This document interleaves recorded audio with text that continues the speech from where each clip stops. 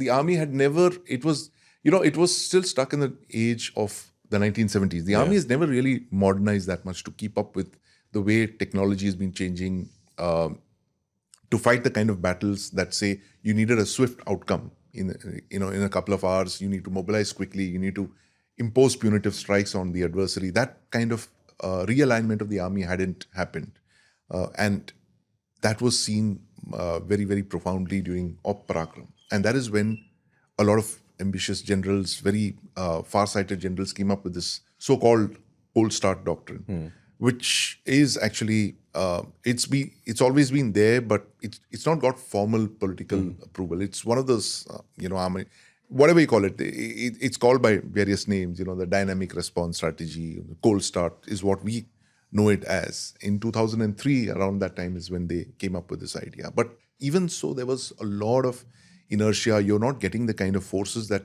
could move very rapidly, swiftly to the border, mobilize in 48 hours. And so General Rawat, when I spoke to him at that time in 2019, he said, look, a lot of these reports have come out.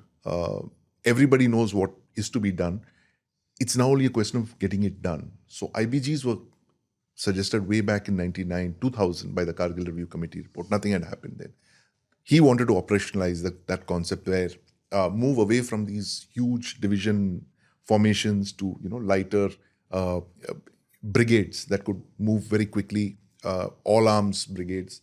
So in the Indian Army, the all arms unit is the division, which has got everything. It's got sappers, it's got artillery, it's got an aviation assets attached to it. So he wanted to bring that into the brigades. So this is also what the US has been doing in the last couple of decades. They were focusing around the brigade as the principal fighting arm. So these IBGs is what was being talked about then. And this has been a work in progress. It's taken several years, 5-6 years, for various reasons. It was delayed. The mobilization along the China front, the army is mobilized along two fronts now, the west and north.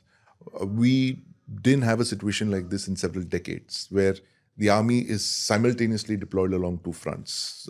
Earlier, you had the northern front, which was, it was a passive front. It was being looked after diplomatically. But after 2020, after what happened in Galwan, that's when the Indian Army had to kind of move up there as well.